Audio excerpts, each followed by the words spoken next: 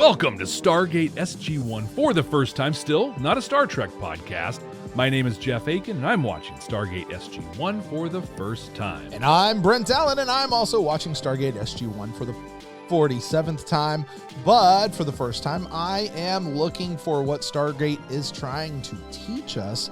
Emphasis, what it is trying to teach us. I'll also look for the things that maybe it's not trying to teach us and see what it holds out there. Does it tell us how we can be better to each other? Does it give us hope that we're going to be better in the future, or does it just hold up a mirror to society and slap us around a little bit? This week, Brent, we're watching a two-parter. For our friends on Patreon, even for our friends on YouTube. This is going to be a little bit longer. Even for our audio listeners out there, it might be because we might have a lot more to discuss. We're watching the Tok'Ra parts 1 and 2.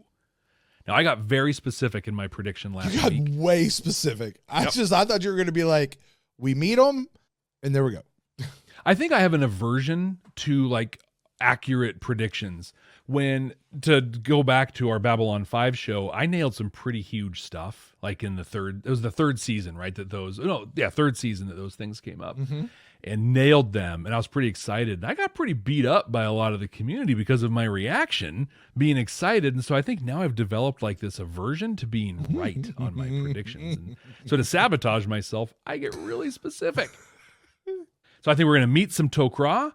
We're going to have an uneasy alliance coming together with them, but threat of Apophis's crew is going to bring them together, and we're going to launch a big assault on one of Apophis's ships or strongholds or something like that. All right, well, that's the episode. Jeff, tell me what you thought about it. Right, hold on. Yeah. Well, we'll find out here in just a minute. This episode, episodes 11 and 12 did not air simultaneously. They did air 1 week apart, October 2nd and then October 9th. That's all I can talk about on the front end, except, Jeff, we have a very cool Babylon 5 crossover. Really? Yes. I'm even going to tell you who it was. Okay, you'll recognize. No. I'm just going to tell you who it is. Ooh, I'm going to give you the choice, Jeff. Do you want me to tell you who it is? I'll tell you who the actress is, or do you want to see if you can flush the person out while we're watching the show? Honestly, I think you've given me just by saying actress. I'm going to watch I'll watch for that. Let me see. Let me see if I can get it. Okay. All right. Cool. Well, with that, let's go watch the episode. Let's do it. All right. Hey, listen, if you're joining us for the very first time, welcome. It's not a bad episode to jump into SG1 for the first time, FTFT. The way this works is Jeff and I are going to go watch this episode like now, right now. If you are wanting to see the full unedited version of us watching this episode, because we're going to record us watching the video, you can head over to patreon.com. And check the link down below for the most updated link to that. And you can catch that over at Patreon. However, if you are watching this on YouTube, if you're one of our, maybe say, audio podcasts, like, I'd like to check out the video, go over to YouTube, and you can check us out on YouTube and catch the edited down reaction to this episode. And if you are one of our audio listeners, we appreciate you so much.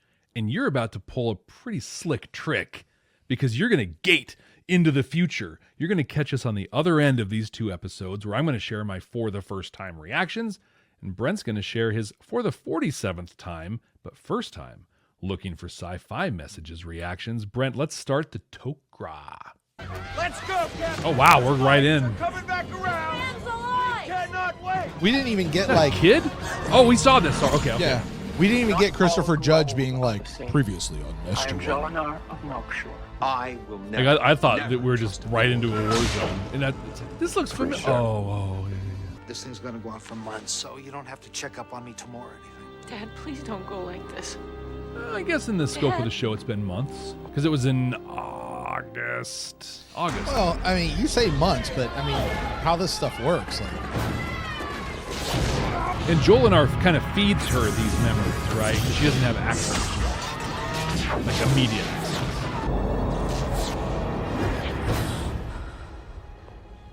That's a perfect cold open right there. Yeah. It really Here's the stuff you need to know. Yeah. And boom. Here's the thing to get you into the episode. So, Jeff, here's what I want you to do. Okay? I want you to, along the way, feel free to pause the episode whenever you need to. I want you to amend your prediction of how the episode's going to go as we go through the show. Like, Okay. there's going to be a point where you're going to be like, you're going to connect a bunch of things, and I want to hear you connect those things as it goes. I want to know at what point, like, does it take the show telling you what it's going to do, or does it take, or do you just figure it out? Like, are your expectations set up and then delivered, or are you just shocked by the turn of events? Or do you pay attention, or are you just a moron who needs it handed to you on a silver platter? Right. I hear you. These Tok'Ra were on the run. They may be in trouble. They may still be at these coordinates. Now, you said their eyes glowed. And you're really sure that these Tok'Ra That's are what what Gould Jelenar do. said they were? I mean, good guys, for lack of a better word. Yes. Could you elaborate a little? I'm sorry, Colonel. I know it's hard to understand. I don't really understand it myself, but I am sure. In the past, we've seen them just immediately trust members of the team and go forward. And this isn't the first time Sam has had an experience like this, you know, and she gets snippets and things like that. So in a way, it's kind of weird that they're pushing. I mean, it makes sense that they're questioning things, but also I feel like they're pushing back pretty hard. They are hunted and despised by the Goa'uld. Yes. My kind of guys. General Hammond, Tell us if how I you really may, feel. My vision is the only lead we have to go on. Shouldn't we at least check it out before they move on? That's the convincing argument Colonel. right there. This is Let's go kind of check our it out. job, General. Yeah. I'm prepared Yeah. to send SG1 through to the coordinates Captain Carter saw in her vision, if you agree. It's a wild goose chase. You go there, you had a dream, there's nothing here. Okay, go home. Or you go there, turns And out it wasn't frankly, a wild that's goose chase, there's something here. Like, And frankly, that's what they do every week. Hey, here's a Literally, planet. yeah. We're going to go and see what's there. we got a gate address. We're going to send a map through. We'll check it out, make sure it's safe on the other side, at least appears to be, and then we'll go. Weapons hot. Like, Same thing she's asking for here. not a big deal. I don't know why there's all this hemming and hawing. Never thought about it. Thanks for ruining the episode, Jeff. That's what I do. Ruining Stargate for everybody for the first time. Jeff ruins Stargate. That's the name of the show. Let's check it out. There is no evidence of footprints or tracks of any kind. Yeah, did you see the wind? If the Raises Tok'Ra those were here, things they have like not been that. near the gate in many days. Or they are Fremen warriors and they're hidden. Needed, Dorothy? Hey, did you catch that? Was it a Was it Vaz? Vaz? Some sort of We should be dunes counting out there. those, but we're not. Dunes it is. Look at that. They are Fremen warriors. Yeah, stealthy would be a good word, Teal. Stun sticks. Good guys or bad guys? No way to know. We mean you no harm, but I warn you, if you make any aggressive moves, we will fire upon you. Same here. But I think we will have the advantage. There are more of us. Touche. This is true. One is the Jaffa Apophis sect. I am no longer in the service of Apophis. Who then are you in service to? Like, I Tilt's am allied Zat with gun these. is down. The Tari, It's not. in battle Yeah, against popped Apophis. That happened And before, all other too. Goa'uld. Be careful, Daniel, Why? because they are Goa'uld. Do not call us that. We are not Goa'uld. Where is Jelenar? So, funny story. He died saving my life. That's why we're here, to seek out the Tok'Ra. Assuming, of course, you are the Tok'Ra. But if we're not, Well, I guess we all start shooting. It's blood, death, hard feelings. It'd suck. And if we are this thing you call Tok'Ra? If you are indeed the Tok'Ra of Jaffa legend, we should form an alliance. I should learned a hang lot out. from Jelenar. Enough to know that we could be good friends. And frankly, enough to know that you are the Tok'Ra. I saw you come here. That's how I knew to I come. believe this one speaks the truth. Perhaps we should just listen to what they have to say. Daniel's looking a little dumbfounded. He has not had a good couple episodes as far as like following along. It's the SG1 crew and Daniel. Oh, that's better, isn't it? I like how he still has his gun, like, Take me to your leader. I will take you to whom you seek. But there's one condition. You must leave your weapons with us. No. No. They won't hurt us, Colonel. It's a They're fair Goa'ulds, request, Carter. I think. They won't he just told hurt you not us. to say that. And you what, feel this? No, I can remember it. We are in no danger. If you're asking for opinions, I vote we take the chance. And if we're in danger, we're dead. But I want it understood that we're doing this in the spirit of future relations. I expect us to be treated as such. there you go. Listen, Yep. Happy to comply. Not doing it quite for free, though. yep. I feel like Jack's got like another one somewhere he's just hanging on to. You know? The other one. What other one? The other one. Oh, yeah. Please. It's the one that's in his sock. Come closer together. Why? Jack. It's okay, Colonel. Oh, it is? Because we don't want part of your body to be missing. Oh, they got a ring transporter. Look at that. So, fun story. This is the first time the show has ever created a transporter effect. Because they just used the one from the movie. So far, every time you've seen a ring transporter, it's always been from the movie. And those ones came down. This one's looked like it came up. Yeah. Well, and now because they're gold. Gould elevators. Let me make a call. Get Captain Carter recalled. No need. Nope, there you go. That's your Check if she should be here. My little girl grew up seeing Daddy go off to God knows where to fight God knows who, and I always came home alive and well. Now I'm gonna let her sit here and watch me lose a war? Some little runt so small I can't even see him? Literally what she said. That's exactly what she thought you'd say. I like, by the way, I just want to point this out. Somebody thought enough of Jacob to send him pink and yellow flowers. Oh, yeah, that's a good point. Here's the deal. If I'm in the hospital and you send me flowers, that's one of those things where I will appreciate the thought more than I do the actual gift. Understood. You know what I mean? Like I'm sure that's something for some people. I don't get the feeling that Jacob's, a flower dude. I feel like getting somebody flowers is like giving them a job. Like, here's some flowers. Here, keep this alive. Good luck. And then when you don't, you have to dispose of it, and you have a dish to clean that you didn't have it before. So, but you do have a new dish. Yeah, you get to keep the dish. Yeah, because those are things you'll use a lot. Hey, people love them. They love them. That's great. Oh, Jacob's all set. This your daughter we're talking about here. She should have a chance to be here to see you through this. Tell him, Hammond. I got a feeling she's on a pretty important mission right now. He's doing such a good job right now, being a good friend to Jacob and a good advocate for Sam. Yeah. I do want to point out, he says he has a pretty good feeling that she's on a really important mission right now. His whole thing about her like going to NASA and not going to NASA and being like, yeah, but nothing's more important than going to space or whatever. Like, it's like he's actually giving legitimacy to whatever it is she does now, where he completely denied that in the last episode we saw him in. That's a good point. Just saying. Well, yes, but there are others. Do me a favor and honor my wishes. Leave her there. Tell me what my little girl's doing. Except that. Yeah. You know it's I'm going to wait until they're about to pull the plug. George, if I do it. I don't have much time left. You are Garshov Balot. I am. Garshon Balot. Of all time. I have a feeling this is our actress, but my Were video you is a among little fuzzy. those who rid the galaxy of the Supreme System? That's Sarah Douglas. That is Sarah Douglas. Yeah. How cool is that? We got Deathwalker. Deathwalker. There you go. That's awesome. There you go. I am Yosef. I'm Garshaw's host. I speak freely without restraint or censor. All of us who serve as hosts volunteered to do so freely. Okay, well, maybe you can answer my question then. Why would any human volunteer for that? Well, with the blending, I gain all of Garshaw's knowledge, her wisdom. More than any human could ever attain. And my lifespan is twice what it would be without the blending. And for all this, all I have to do is share my physical body. So you've kind of got a little Faustian deal going here, selling your soul for immortality. Jeff, if you remember when we did the episode Exogenesis in Babylon 5, if you go back and check out all the comments, the thing everybody keeps talking about there, Gould, no Tok'Ra, no the Tok'Ra, no the Tok'Ra. Like in that episode, like this is the things from Exogenesis. Okay.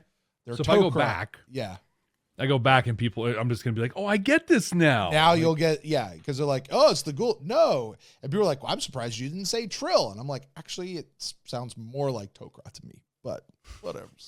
She sacrificed herself to save me. It speaks a ton about her character as far as I'm concerned. I love how she just rolled with it and adapted the pronouns. Oh, she? Okay. The lesson in that. But I'm sorry. But I also Are you love, okay? I do love how they made an assumption of the gender of the symbiote based on the gender of the host. Mm-hmm. And that's, those two things aren't necessarily meshed. But as Martouf here just told us, the symbiote themselves are not gendered. Yeah. Although it makes you wonder then, how do you determine which one is a queen? how do you get a queen like a Hathor type situation? You know, what turns them into that? So, well, it's probably like bees. They become. Oh, that's fair. The queen. Yeah, that's a good point. Good point. Joliner's host, Rosha, was very beautiful. She had eyes like the oceans of Marloon. Hair was the color of sand of Abydos, and her smile was as infectious as laughter. Yeah, I think it's got to be a little weird where host and symbiote live as one, love as one, whatever, loving another host and symbiote, to have that symbiote be in like the symbiote moved into Sam. And they're remembering all the good stuff about, what do you call it? Roosh, whatever, you know, like she's lost too. And she was lost prior to it's not just Jolinar and Roosh got lost. It's no, something happened to Roosh. Her and Jolinar got separated. So where's Roosh? Yeah. Because we love her too, but you know, we know what happened with Jolinar here. Yeah, so it's like I lost Roosh, didn't know that. Yeah. And I lost Jolinar. And yeah. And it's possible that Roosh could still be out there. And what if Jolinar was in Sam right now? Like, here's Jolinar, but I'm Sam. Like, how does that change the relationship? Or does it? You and Jolinar, you were in love longer than I've been alive. Hell, longer than I will be alive. She left this feeling with you? You can feel how she felt for me? Can you show me how she felt for me? Why? I don't know if I can describe it with words. What Jolinar I know what you can felt for describe you, it with. I don't even think I'm capable of comprehending. I'm ruining a beautiful movie. Maybe there's another way you can communicate it. Yeah, there he goes. There he goes. Perhaps in a way other than words. Just hypothetically, like, if we started here, and then this sand is going to get in a lot of places. Sam, It's better than catching them kissing. learning a lot about Jolinar? Yeah. Matter of fact. Yeah, you'd be surprised how much. We would like to know what you have to offer us that is of sufficient value to justify our exposure. Caramel and peanuts. Well, I think we've got a lot of things. We have this developing technology called the internet. What are you people planning? Beg your pardon? The chopper I just activated and brought forth these. Hey, SG3. General Hammond sent us to extract Captain Carter. Why? I'm afraid it's your father, Captain. He's in the hospital in serious condition. You have to let her go home. I'm sorry, I cannot do that. Why not? I'm afraid we have made our decision. We have decided not to accept your request for an alliance. Therefore, you shall be And we're our going to guests kill you. till such time as we decide to move to another planet. What? I'm sure you understand. With your knowledge of this planet, you've become a security risk. Captain Carter's father is dying. I mean, at least let her go. She's the highest risk of all. Notice It they're is our wearing wish that camouflage. your lack of return will convince them that we are Goa'uld and not Tok'Ra. You want them to think that we're dead. Well, that kind of sucks. Yeah. It's kind of a crappy thing to do. Like, I get it, but like, unless they're going to immediately start planning to move, you've got to be able to do something other than we're going to keep you until whenever we decide we're going to move. Like, really? It's just randomly, yeah. Yeah. All right, Jeff, quick. Give me just a quick snippet. Your thoughts from episode 1. Hey, we met the Tok'Ra. We learned a lot of stuff. It was an okay episode. Honestly, didn't love it. I was kind of bored. It's a lot of it. Well, do you remember Voice in the Wilderness?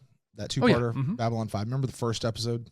Yep. And then the Kinda second boring. episode. Yeah, and then amazing. You got to set the stage, and I get that. That's kind of where. Do you remember any 2-parter from Star Trek?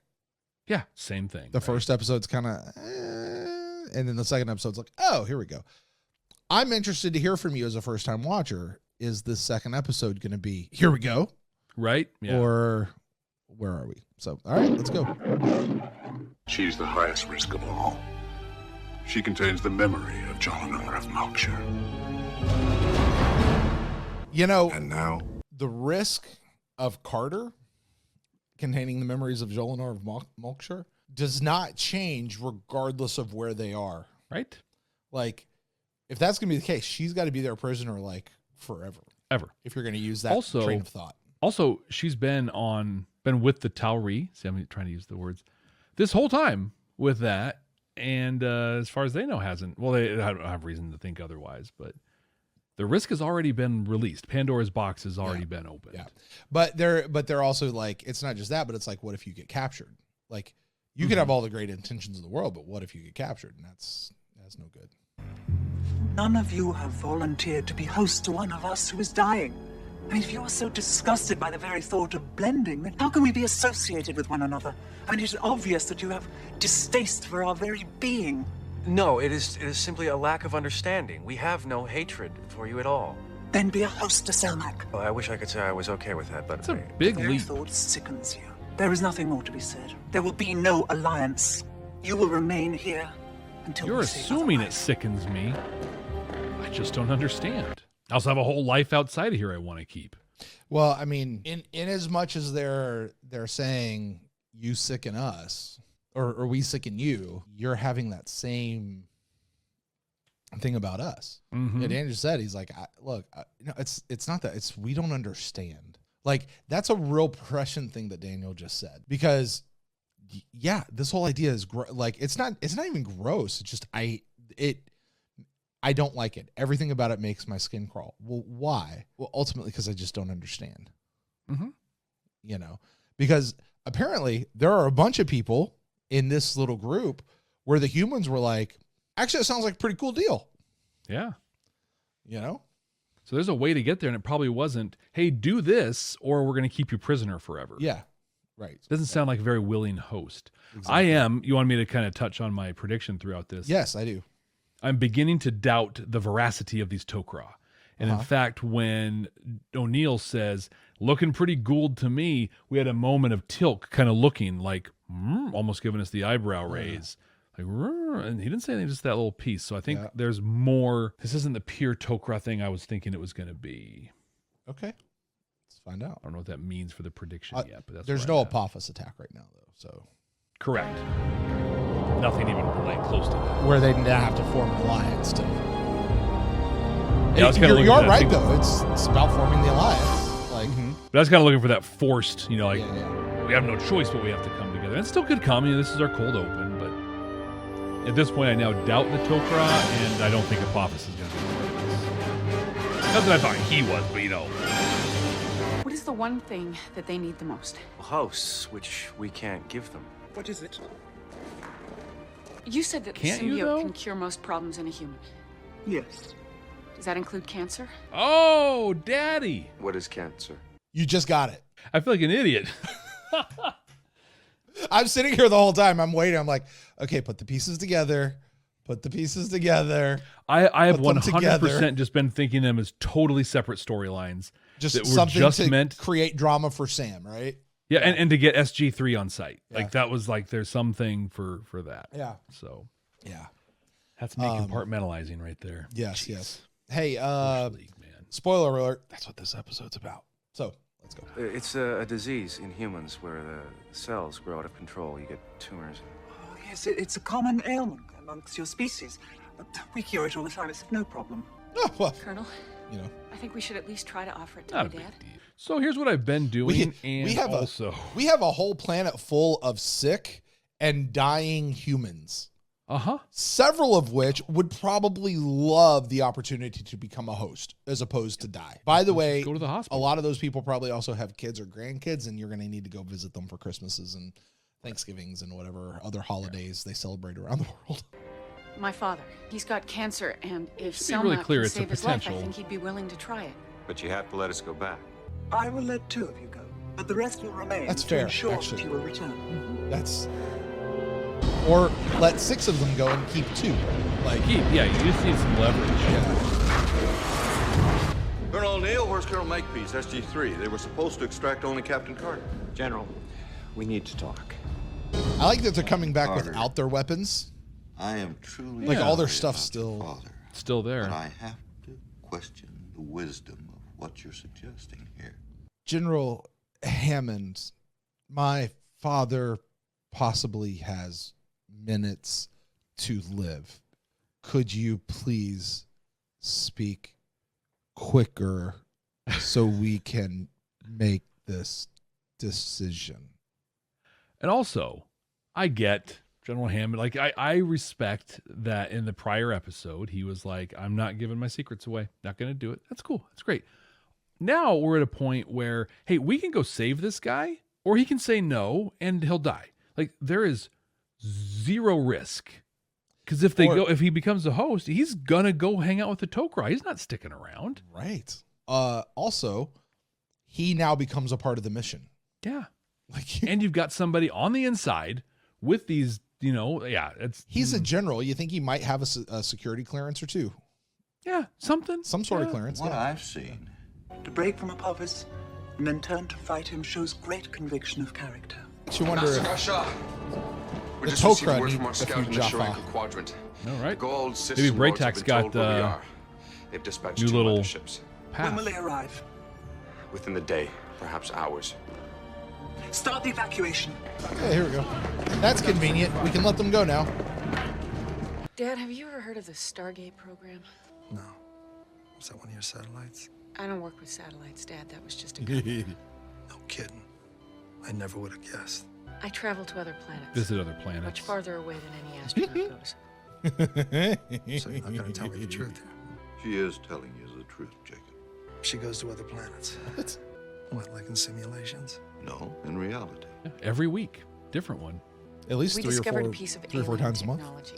It can send us to thousands of planets all over the galaxy. You're not kidding, are you? Holy Hannah. His nasal cannula is on the wrong way. What do you Oh, want me really? to do? He's got it. Well, Usually we'd like comes you down to into travel the to one of chin. these planets with Like, us. Why? So I can die there? No. Actually, I'm hoping what we want you to do So will you cure can your live. cancer. They have a cure there. Sort of. Sort of. It's an injection of sorts. What's the catch? It's a doozy, Jacob. It's a pretty big I catch. won't lie to you on Yeah. that. It's a doozy. It's a doozy. Chevron 6. Oh, he's down. I'm really shocked they don't have him in a wheelchair. With as weak as he was sitting in This that is the bed. alien thing you Like, fought. And I could see him being like, get that thing And out of send my you way. to other yeah, planets. that's fair. Also, it's a long walk to this Chevron room. 7. Locked. How about them apples, huh? Can the Tok'Ra cure What's it feel like? male pattern baldness? You've handled worse. It's a piece of cake, sir. Just know you're going to be really cold. Oh, never mind that. We don't do that anymore. We got tired of that effect. You do that a lot? Yeah, once or twice a week. It beats the hell out of a shuttle on the back of a rocket. Goes a lot further, too. Dad, this is Teal. Teal, this is my father. It is an honor.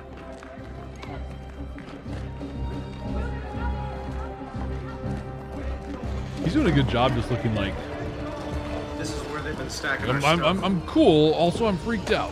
Mm-hmm. So fill me in. How'd the system lords find him? That is unknown.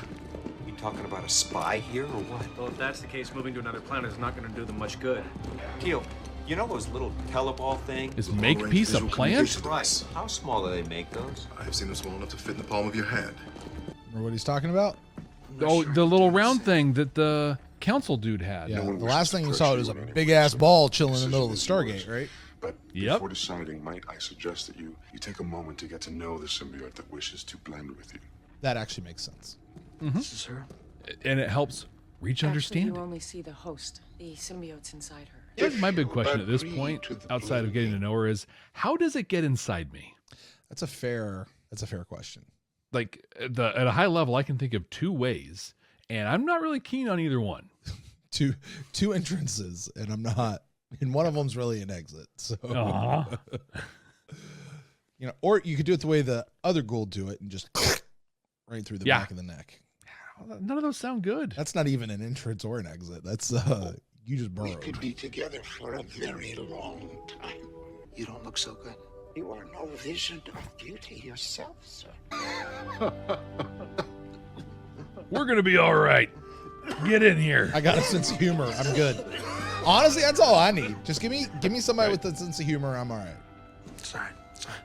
We're just two olds coughing over here. It's great. I'm the one to whom you should be talking. You are the one I'm talking to. Why did your voice change like that? That's the host talking now. I am Sarush. I'm in the position to help you most. How's that? Skadoosh.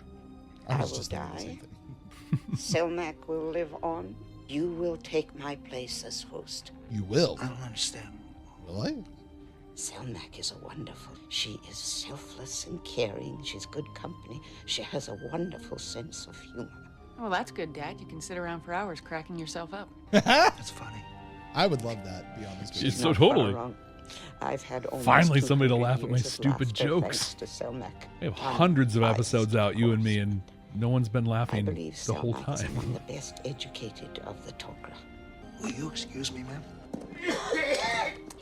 That was nice of him to, I like, didn't want my future. excuse himself for a moment. I guess you could call her soulmate to see me like this. Dad, you don't have to do this. Yes, I do. My only other choice is death. It's a lot of pride. And that's not acceptable. It's not just He's hearing about to all that kick stuff Death's that moves ass, my man. stomach. Totally. Also, he doesn't. I don't think he understands. Like, they haven't been clear on what he's actually signing up for here. He Like, doesn't you're gonna need be on the it. run He gets all the enough. time. He gets enough. Trust me, I know. It's that or death. He'll take that. Also, not to be dark, but death, not that bad when like it's time. You know, like Garshaw? there's a reason What we have can I do for mortality, and I guess you still have it. It's just extended as a Tok'Ra, as a gold. I think you whatever, might have as a spy in as your ranks. joined, Nonsense. a blended. The person. Tok'Ra are loyal for life. How then were you located by the System Lords? How did you find us? Well, we did have a spy in our ranks. Jalinar Melkshore, through Captain Carter. I suppose you know the name of the spy? Got a pretty good idea. Who? Well, I don't want to point fingers, but I keep my eye on Kordesh. Kodesh? Why do you say that? Folks make a habit of walking around with those little teleball dealy. What are they? He speaks of the long-range visual communications device. We don't have those. We have no use for them. The system is not secure. Well, your buddy Kordesh has one.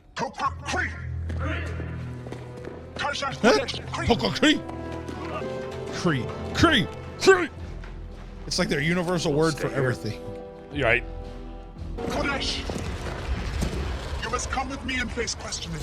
I'm not what I appear Yeah, to be. I wouldn't come out with that like right away. Kordesh is no longer. I couldn't stop him. I'm as guilty as he was. You must leave the tunnel and explain yourself, Kodesh. I don't deserve to remain among the Tok'Ra. It's one way to go. Right? But you and your daughter must understand the blending may not work at all. I am very weak. Having a military mind like Damage to right, your body. having a military mind like his, part of the Tok'Ra, like I mean, they have a lot of symbiote knowledge that goes back, but to have that plus his practical knowledge would be a huge boon. Especially with somebody who is apparently as high up in the Tok'Ra as Selmak is. Right? You give me 5 So you got Selmak up here, you got a former general. You must hurry. We don't have a lot. He was a general, right? Yeah. He was a 1-star general, not a 2-star I was like never him been in this stuff. 3-star or whatever. Dad, you don't have to say anything. Even when I thought you were this whiz satellite geek. Thanks for that. I was proud. That's all I want to say. Hey, Dad, you know what would have been cool? To tell me that once or then. twice before now. To have taken my call and not hung up on me. Yes. Maybe this Tok'Ra lady will sand off some of the rough edges. It might be a good thing, right? Could be. You still have nothing to offer us. What? Well, actually, I What? think we do. Right? Do we? Well, the one thing you need most, we can provide. Hosts. Daniel. Well, think about it. I mean, if it works with Sam's father... We got a whole hospital must be full other over people there. in We got a whole similar planet situations. full. It's worth exploring. Jeff. There you go. That's how Joel and I got into Sam. Like, that's their way. Goodbye, dear friend. Is he okay? You can see color coming back into his cheeks. Selmak is weak. She may not have the strength to heal him. Is there anything we can do to help? Only time will tell. They will start attacking from the air and through the gate within it's hours. a good time for him. Garsha orders that we must destroy the complex. We need time. Can we move him? If we do so, it will kill them. You know, I love it. Sam just said, "Can we move him?" And Martouf was like, "If we do, it will kill them." Them. She's right, Captain. We have to go. With respect, no, sir. I am not leaving him here. There you go, Sam. Captain Carter and I will both remain. So, Dad. I will assure that we will not be taken by the Goa'uld. Please, Colonel. I need to be here. Right. Daniel? Yep. Let's go. I get he's upset, but that's not necessarily the best tone to leave on, knowing the stakes.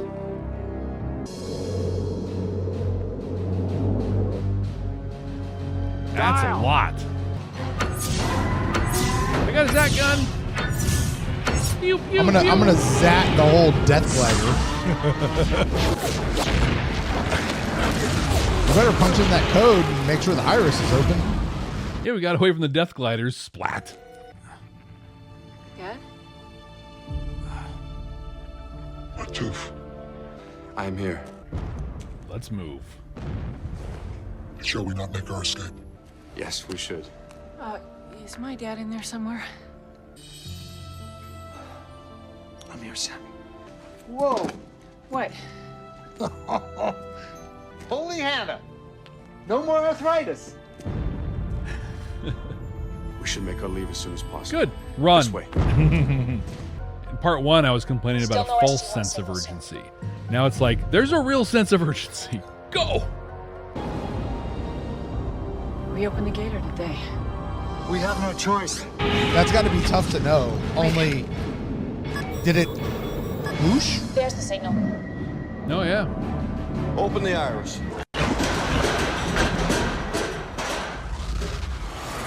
Shut her down. So before they release Garwin and Jacob and Martouf, is somebody going to come by and say, "We have a few questions before you leave"? Or are they just going to turn on Thanks. Like, all right, You have thanks. saved my life and that of my new host.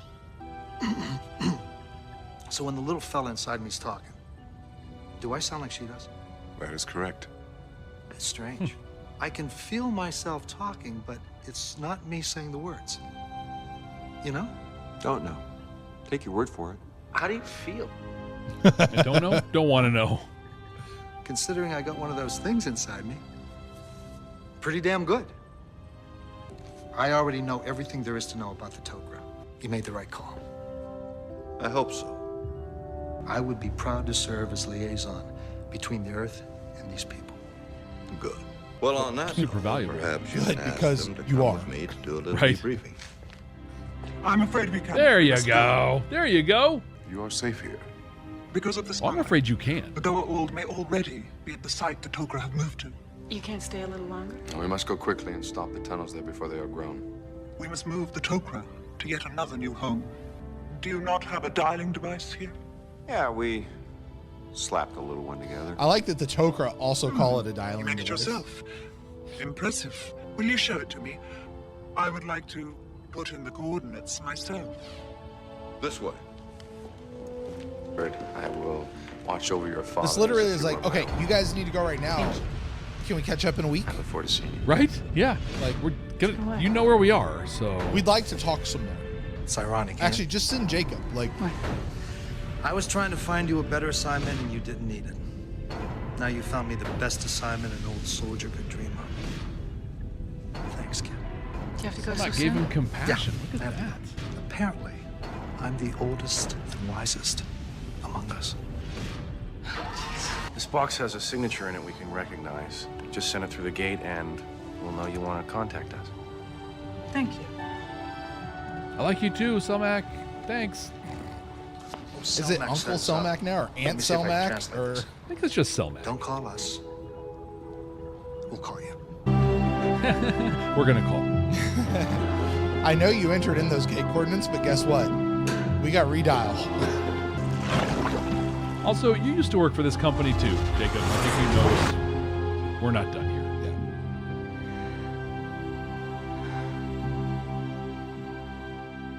Saved your dad, Sam. Saved your dad. All right, Jeff. We have just completed Tok'Ra parts 1 and 2 5 seconds ago. I'd like to say welcome back to our audio listeners who have skipped forward into the future. You have rejoined us. We have caught up to you, actually, is how it goes. Jeff, talk to us about the Tok'Ra, all of it. I didn't like this very much.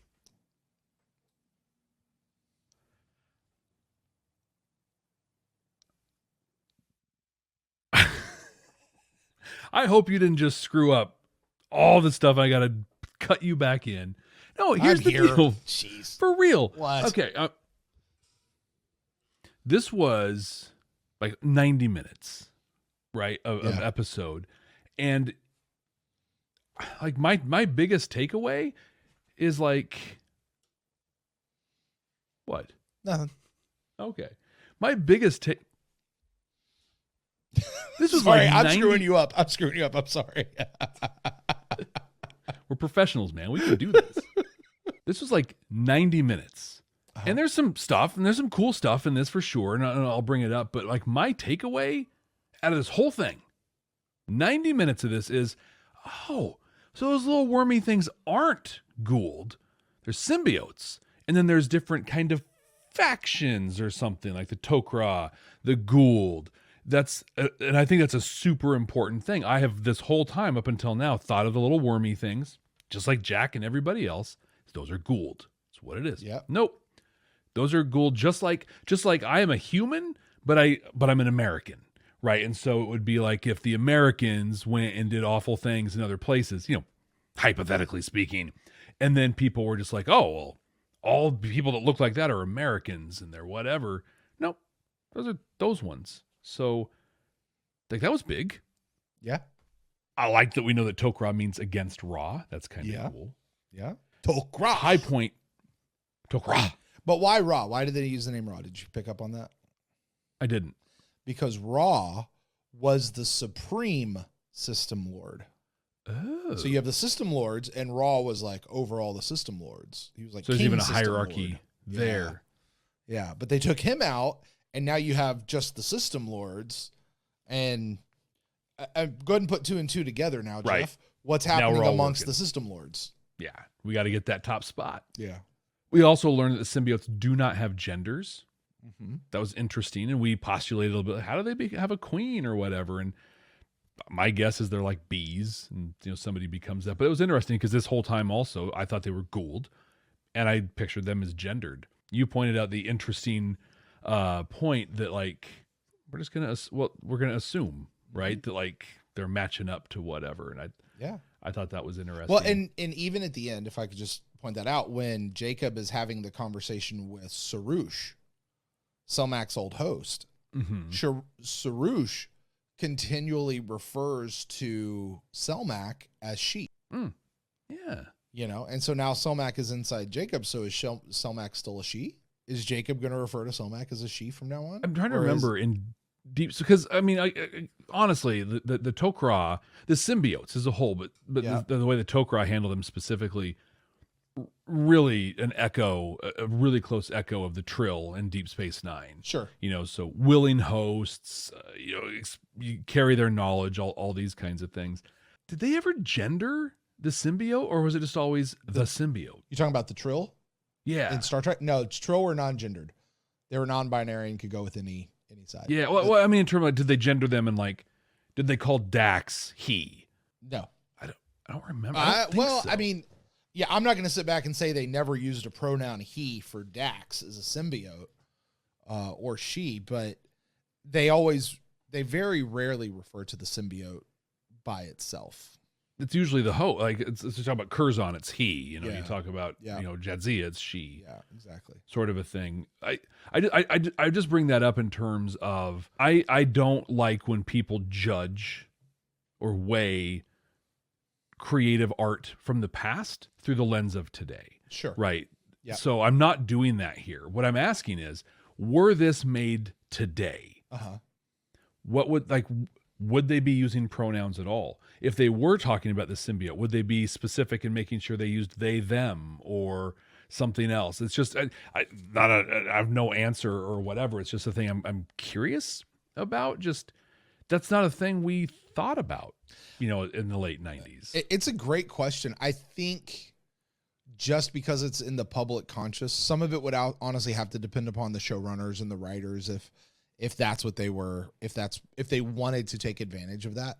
But I do feel like a lot of production crews out there would take the opportunity to use a they them pronoun or some sort of a non-gendered specific, which honestly Star Trek Discovery did.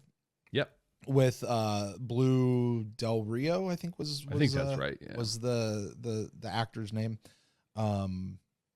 What's the non-gendered verb of actor? Is it still actor? I think actor. Okay. I think we just gendered it for women because clearly they're so different. We have to have a different name for that. Right. Because historically, I was being sarcastic, by the way. Yeah. So. Like historically in the English language, whenever you don't know a gender, you tend to go with the male pronoun, which is stupid, but is history. Still stupid, and I'm glad that we grow and mature and get better as a people group. Yeah, I would be shocked if they wouldn't take the opportunity to do this. The problem is, where I go on the other side, is do you then have the assumption on the part of the viewer that, oh, this is the producers forcing this into the show, versus this is a actual creative aspect that came up, and here's this opportunity to now actually address this issue through the art of the show without forcing the issue into the show in order to address the issue. I think that is a question that each individual, anyone who had a problem with that, who thought this was a forced-in thing, that's a thing they have to deal with themselves. Because I think, I mean, I'm not saying that in a disparaging, like, hey, get over it, whatever. Yeah. But the fact is that, like, if they are non-gendered as a species, right? Like, I'm going to take any social construct that we have here, I'm going to remove it. We have a species that does not have a gender, so you just don't use a gendered pronoun. Like, there's no... So if someone were to see that and say they were forcing this into the show or whatever, as people did with Star Trek Discovery, in this case, it's like, no. There's no gender here, man. But see, if I can push back on that just a little bit, because even in the English vernacular, I cannot speak to other languages, but even in the English vernacular, there is still not a widely recognized or accepted singular gender neutral pronoun.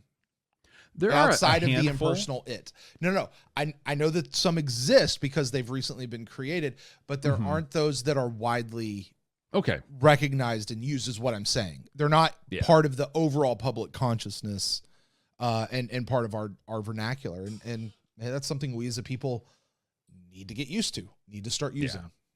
That's fair. But I also think, like, to speak to other languages, and I speak Spanish fairly well, and so there's the honorific. So like if I'm talking to you, and to you, I use the tú, and it's a second. It's the as, and so it'd be like hablas contigo. Or you speak. Hablas is that.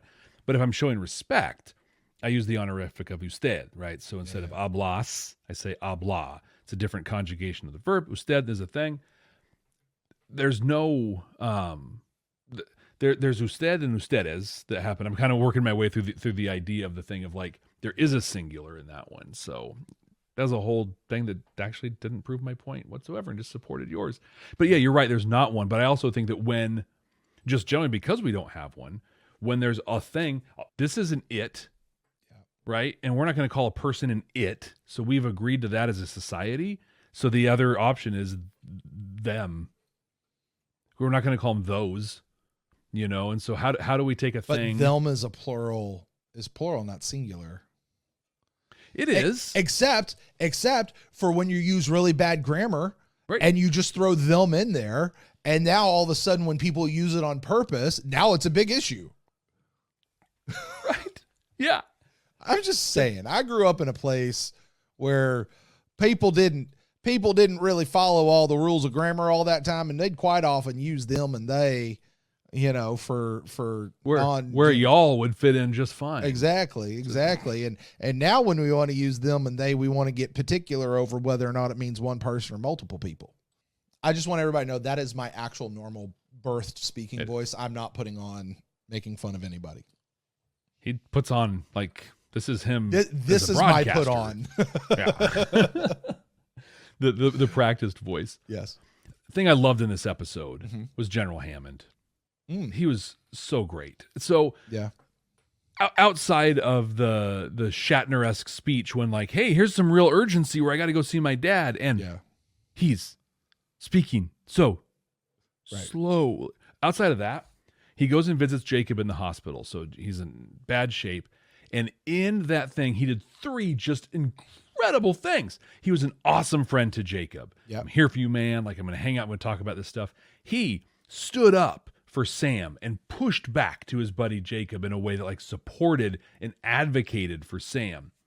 And the third thing he did was, despite all the temptation and anything that might have made sense, he refused to give up state secrets to his buddy Jacob. Like, that whole scene in and of itself, that is what integrity looks like. Yeah. That is what leadership looks like when you're talking specifically about the way he represented Sam in that. It was, and then when he went far enough, I mean, and this was one part of the episode I was able to call, was he recalled Sam against Jacob's wishes because he knew that even though Jacob was blah, blah, blahing, he really wanted to see his daughter and knew that it was important to Sam. I loved when he was watching her on the phone talking to Jacob, and he just, he understood what was going on. And immediately he wasn't like, well, go do this thing and whatever. He's like, no, look, I will find someone else. You go do this. Let me find a way to give you the thing that we both know you need here. He was awesome. I'm just going to read through a couple of my notes here because I think it kind of sums up my overall thoughts on these episodes, though. Oh, before I do that, Sarah freaking Douglas, man. There you go. She's such a powerhouse. Yeah.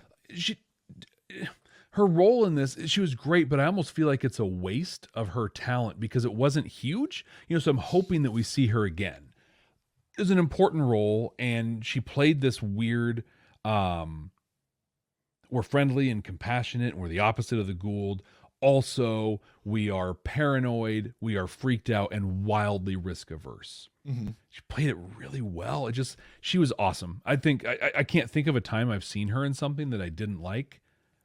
And this is added to just the list of amazing appearances by her. So I'm going to read through these notes to kind of sum up my overall thoughts, though.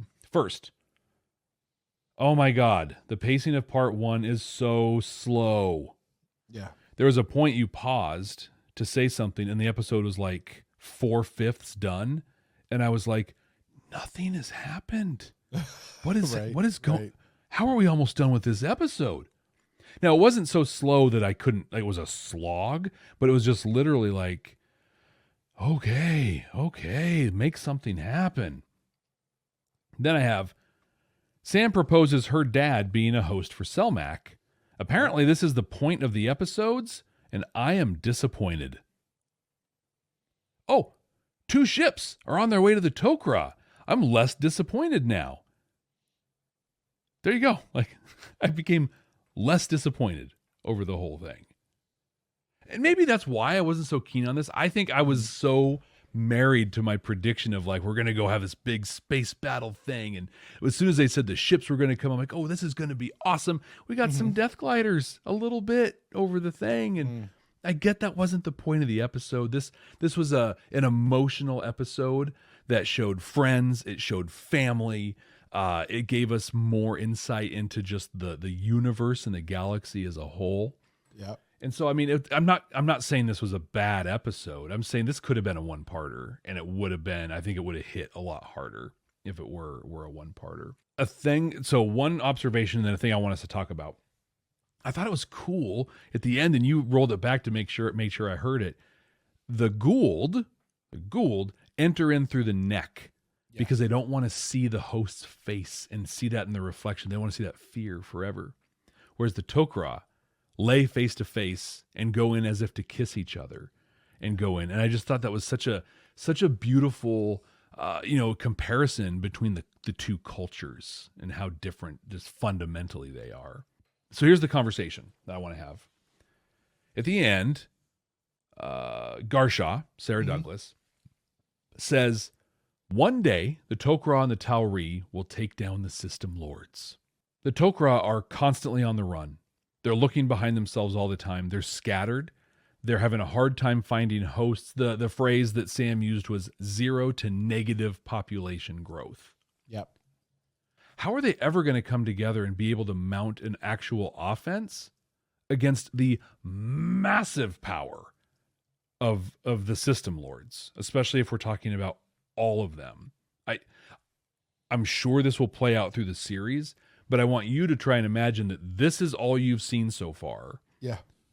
And say, how am I supposed to see them as a credible fifth column or rebel group of any kind?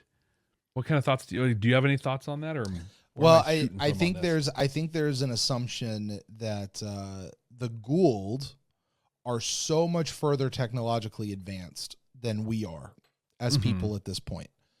And so therefore, you would also think that the Tok'Ra are also more technologically advanced than we are at this point, i.e. look at the way they grow tunnels and do that sort of stuff, right? Also, at the same time, you realize real quick, there's some value in being a human and not being locked into the Tok'Ra way or the Goa'uld way of doing life, i.e. Jack's the one who saw the long-range visual communications device and wasn't deceived by whatever, you know? So I think there's that. I'm struggling not to say what I know from the future, from where they are, but I guess just given where we are here, let me ask you this. Let me put it back on you before I say anything. What is your impression of how the Tok'Ra operate? What is their main method of subverting the Goa'uld system lords? At this point, I honestly have no idea. Okay. What they do, like how they're effective, what they're doing. Gosh, Jeff, they told you like 3 times in this course of these 2 episodes, maybe even more. They clearly spelled it out, which I'm telling you, they really did clearly spell it out. But gosh, Jeff, how could you not pick up on that? Didn't at all. What do they do? What is it that they do? They're subversive and they infiltrate the Goa'uld. They basically try to take them out from the inside out. So like the operatives on the motherships that the crew took out. That's what I guess I didn't see that as like being the thing, because it's like, okay. They're not the, hey, let's mount a charge and go rushing in and doing stuff. No. They are very subversive, very secretive. Do you really ever know if you're talking to a Tok'Ra or a Goa'uld? Like, we're not really sure. I see that being valuable. I mean, with all the rebellions that I've ever orchestrated in my life, I can really compare this, but I can see that being valuable as a function or an arm of, and I keep using the term fifth column, but I think it's if they're being operatives, kind of what it is, but as a rebellion, yeah, that's a really important thing to have. But from where I'm sitting at this point, they're doing whatever it is they're doing. Braytak's over here. In the work that Braytak has done, he has Tilk as part of the SGC. That is wildly more effective and has had much more impact that I'm aware of at this point. Just Tilk being on the other side. How many Goa'uld have you seen die, or that you know of have died since SG1 has become a thing? Yeah, quite a few. Let's count Raw from the movie. You thought you saw Apophis in Schlorel. Oh, you know what? I haven't seen many Goa'uld, but I've seen many Jaffa die. Okay. And then the ones that Daniel, busted the container of, and they all leaked onto the ground. Yeah. But also, at this point, all I know is that they've been operatives. Yeah. Here's the other thing. Here's the other thing I think you can catch from this. Earth still really doesn't know much about the Goa'uld. Yeah. They have Teal'c as an idea, but Teal'c's he's a slave. How much does Teal'c really truly know about the Goa'uld? He knows a bit, but not a lot at the same time. The Tok'Ra could really provide a lot of that information. One of the things I did hear when they were talking about Selmak and the knowledge and stuff, like getting Jacob ready for the onslaught, of stuff, was there are memories of Goa'uld atrocities and things like that. I almost got the impression that a lot of these Tok'Ra used to actively be Goa'uld and probably did some stuff and were part of the whole or thing. they had to do some stuff as part of their cover. Yeah, as the operatives in there, so that they've got like real hands-on experience doing this stuff. Yeah. So I think at this point, I just think between now understanding like that they got people infiltrating stuff and doing whatever, but then watching this operation they did and the fact that they're constantly running, they to me they feel like more like refugees that are trying to stick it to the man a little bit. Yeah. They feel more of that than they do like a resistance or a rebellion. I am curious though, what sci-fi messages you found in this one. Well, I got to tell you, these are a set of episodes. I still think you're right in that this is a tentpole set of episodes, Jeff. Because really this whole storyline started with episode 2 in the Line of Duty, right? And then we went forward several episodes going, hey, wait, Sam actually has memories. Sam can control this hand device. Sam has some stuff. And oh, wait, now we're going to meet her father.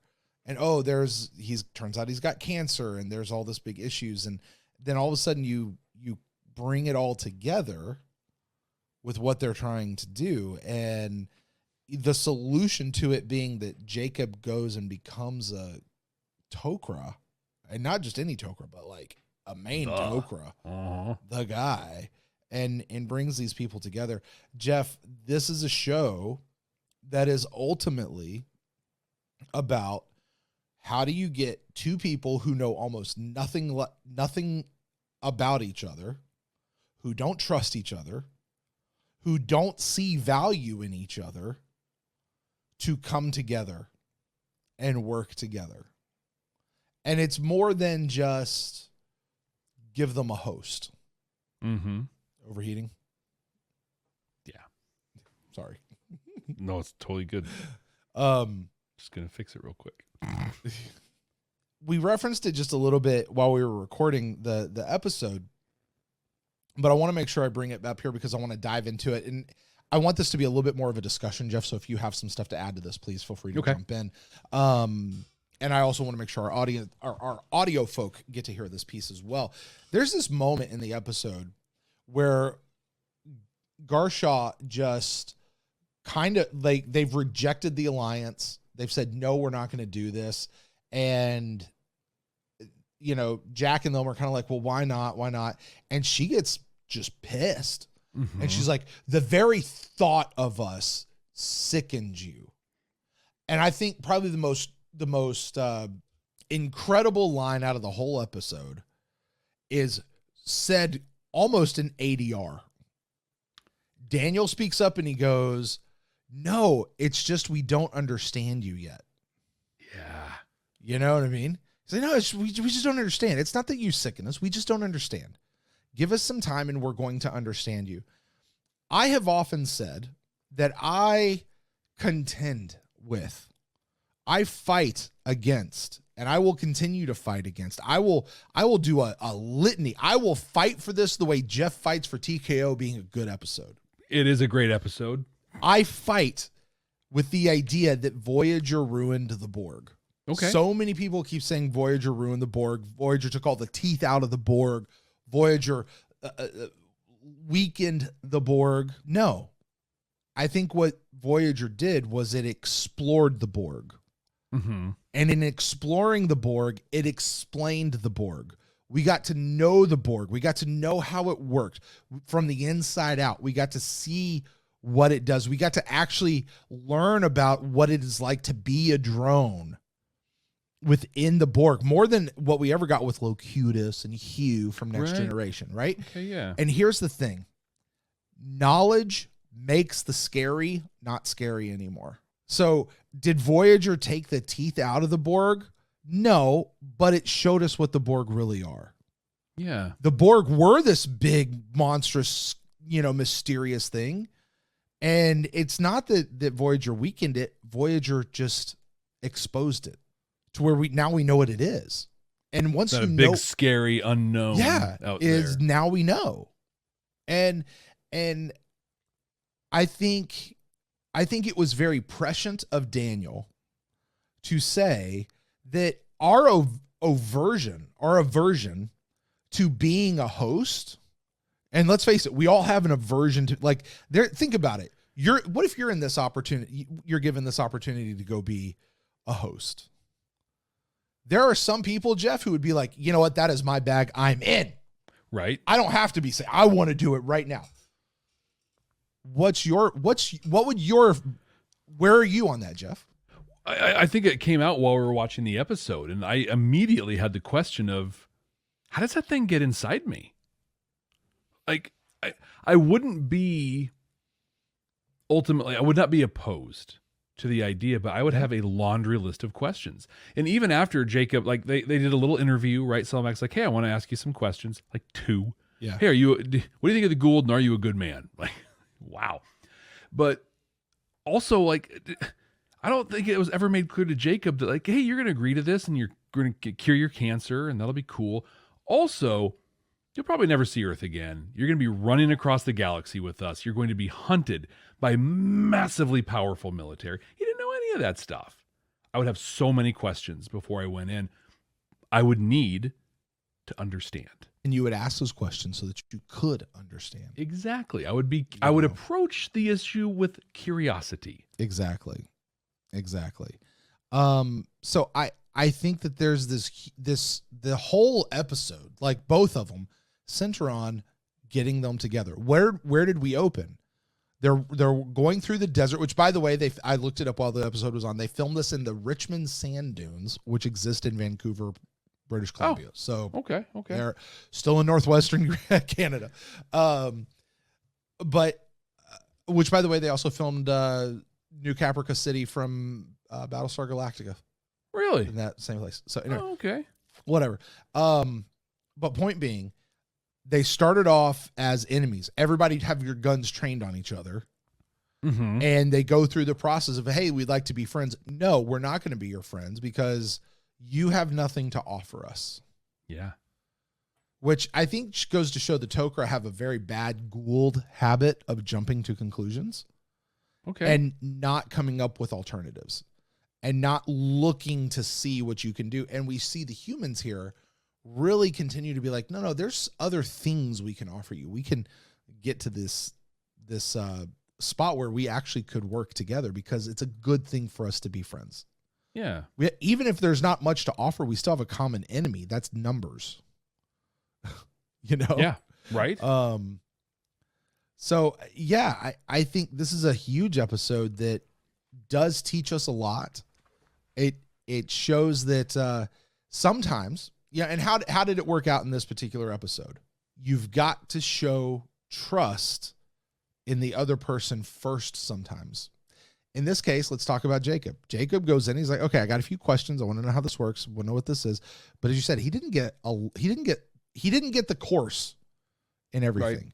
At some point, Jacob had to walk in and be like, okay, let's just do this. Oh, wait, you want to talk to me now? Jeez, come on. Look, I already agreed to this, man. Let's just do this. Let's go. And to be able to sit there and go, we've got a whole world full of sick, dying folk who probably would be down for something like this. Oh, that's good. Also, by the way, hey, let's tell you something that Jack noticed that nobody else has noticed. Turns out people are actually pretty good about stuff.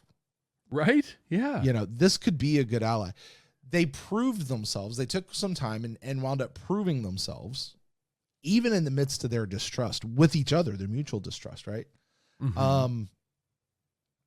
But they came together because one party put down the guns and said, I'm going to trust you. And it allowed the others to kind of come forward, And you remember that conversation Jacob had with Hammond at the end where he's like, hey, listen, I know this blending just happened, but I got all those memories and everything. And let me tell you what, these people are legit. You made the right call.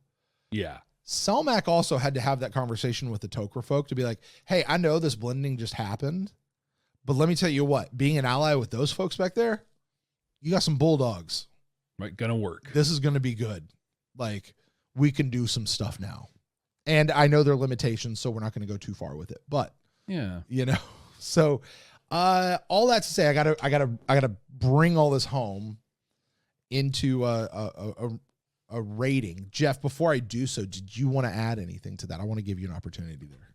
You really hit it, and I think I beat the nail on the head during the episode itself. They really, and here I'm starting to pump into your rating piece.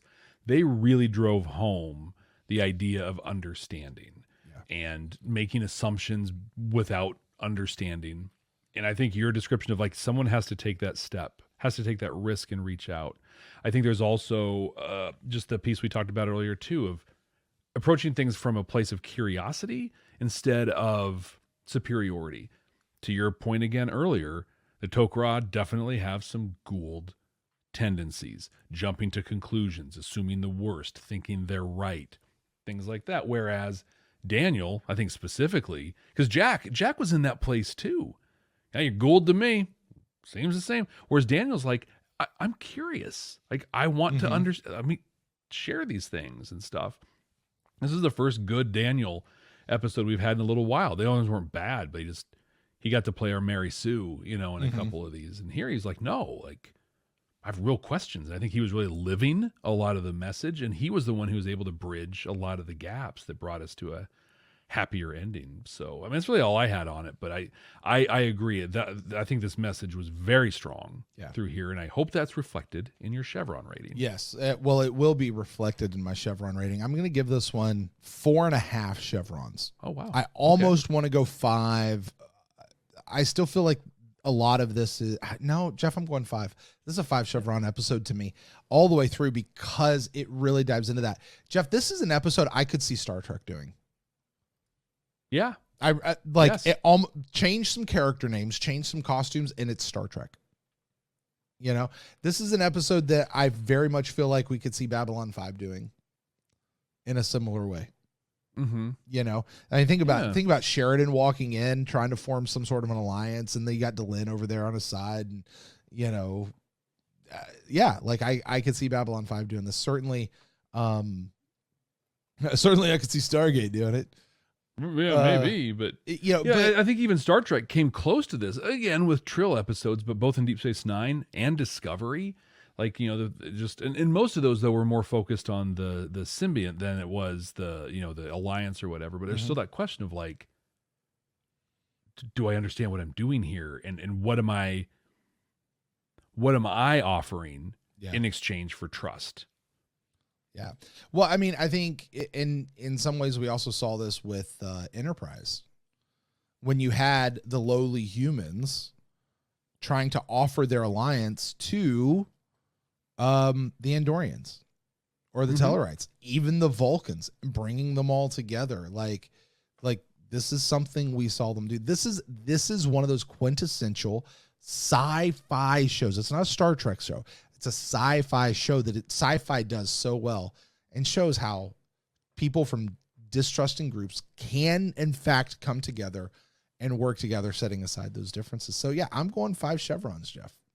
I love it. Now, I think it's great. The rating, just to be clear out there, the rating is how strong you think the message is, how good the message is. There is a question of how good you think the episode is, Jeff. And I'll tell you, personally, this episode holds a high place in my heart. Holds a high regard. I enjoy this episode. I like the way it unfolds. I did say to you before we went on mic tonight, though, do keep in mind, it is still a season 2 episode. Yes. This is not a season 4, season 5 episode. It is a season 2. And I do think that probably is reflected. So Jeff, you get the responsibility of placing this episode in our SG1 season 2 ranking. 100% completely definitive, immutable, I might add. Our current top 5, and I do think it should be in I do think it should be in the top 5. But we'll see where Jeff puts it. Current top one is Serpent's Grasp, Serpent's Lair. That is a 2-parter. We're going to call that as 1. Secrets, Thor's Chariot, In the Line of Duty, Message in a Bottle. Jeff, where do you place the Tok'Ra? Before I place the Tok'Ra, we have a correction from last week. Uh-oh. Bane. Yeah. Currently at number 7. Yeah. It's going to move down to number 8 under family. Oh, okay. I feel like I was a little generous with it. It's still above the Gamekeeper. Okay. That feels better to me. Okay. Yeah. I wasn't sitting well Yeah, with yeah. me after we got done last time. Yeah. So I want to correct that because it's immutable until it's not, and then it is again. It's immutable until you change it. Uh-huh. And so this one, the Tok'Ra, right? Where does this one land? And I'm just gonna. It is top 5. It is. I'm not in love with this episode, but it had some really great stuff, and I can see its function as a tentpole in the season, and I think I'll see that more as it goes. Where I'm looking at right now is, does this go above or below in the Line of Duty? And these are very connected episodes, right? In the Line of Duty is where Delenn came into Sam the first time, and that was I really enjoyed the way that it handled that the story. It played out in an exciting way, but also in a frustrating way, because it's like, Delenn, but it's just say the things, man. Just say the things. But now that we've seen the Tok'Ra in general, they never just say the things, right? Yeah, So yeah. it adds more context. I think in a big way in the Line of Duty will be superior to most episodes this season just because it says duty. But, sorry, that's so dumb. But this episode really filled out what we got in the Line of Duty. Yeah. So this is going to become our new number 4. Oh. Just above in the Line of Duty and below Thor's chariot. Okay. I can live with that. And don't forget, you actually have Secrets, which is where we meet Jacob and we establish that whole situation. You have In the Line of Duty, which is where we meet Jolinar and establish that whole situation. Now you got the Tok'Ra, which is where we establish the Tok'Ra. So that's a top 5 story arc for you there, Jeff. It And there is. are a few other episodes in between that still deal with that. Yeah, I'm having a really hard time, I think, not looking at this set of episodes really through the lens of knowing what happened with the Tok'Ra as the series goes on, knowing what happens with Jacob and Selmak. Spoiler alert, we see him. That's good. So That'd be upsetting if we So didn't. Jacob and Selmak we see kind of like we see Braytak. Okay. Comes in every couple episodes, just randomly shows up. Sometimes they show up together, Yeah. Sometimes they don't, and they just become a guy. Like, oh, I love it when this guy's in the show because it's gonna be fun. Yeah. And I can see, I've said this on a couple episodes, that this seems to be a thing that's going to come up later, but they've been hitting this one hard through the season. Tok'Ra, I can see, are going to be an ongoing presence of some kind. And so I can definitely sympathize with you being like, but all this cool stuff happens, man. Yeah, cool. It hasn't happened for me yet. Yeah. So just watching the pavement get laid down. And kind of like the Vulcans in Star Trek, sometimes you're going to be super cool with them, and sometimes you'll be like, dude, you're freaking annoying. Right. Like, you're annoying right now. Stop it. So, I like your ranking there. I probably actually would have put In the Line of Duty above Tok'Ra. So you placed a little higher than I would have. So, look at that. Turns out you never know. Yeah, I think a lot of it just has to do with this fleshing so much of it out. And honestly, I was bothered with just like, dude, if you just said a thing, half of this episode wouldn't have happened. Come on, man. Yeah. Or come on, gal. It's true. I will give you this. I do think that this episode could have smalled down to one episode, but I think there's a lot of the stuff with Sam and needing to really marinate, and the stuff with Martouf really needed to happen. Splitting it in 2 episodes gave time for Jacob and Hammond to have those conversations in the hospital, things we wouldn't have gotten had it been smushed into one. So I think this one needed both to breathe, but I can see why it could have also benefited from being smushed a little bit more. Tightened up a little bit. Yeah. Well, Jeff, with that, we are going to put a period at the end of the Tok'Ra and say sayonara to this particular set of episodes. Moving on to the next episode. The name of this next episode, Jeff, and I want you to guess, because it's a dead giveaway if you know what the episode's actually about. The name of the episode is Spirits. Spirits.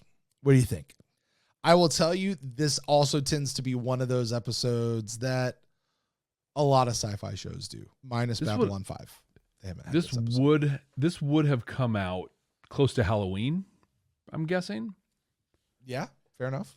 So I'm going to say this is going to be the Halloween episode. Okay. I'm guessing like a haunted house planet. sort of a thing. Okay. All right. You're a good That's all I guesser, got Jeff. on this one. You're a Oh, good yeah. guesser. Thanks. Good, I'm sure. Real good guesser. Well, we will find out next week right here on Stargate SG1 for the first time. Thank you guys so much for joining us, especially with this big two-parter double episode. Always lots to talk about when you're talking about 2 episodes at the same time.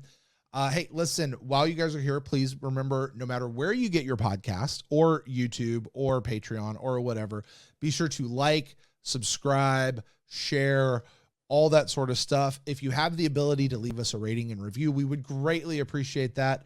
That would be very helpful to us. And, you know, I'm not going to say it pushes us up in the ratings or anything when you get those, but what it does is it tells other people that this is a cool podcast and they should come listen to what we got going on over here at Stargate FTFT. Jeff, it is time for us to get out of here. So until next time, folks. Hey, Brent. Yes. Listen, there's a thing that I said earlier, actually during, I think it might have been part 1 of the episodes, I'm not really good with. Yeah. Do you maybe want to try and record this whole thing again, you think? Back from the beginning? Mm-hmm. Yeah, because I don't remember what it was exactly, but I think we need to go back and hit it all. Yeah, absolutely not. Well, that kind of sucks. Oh, for crying out loud.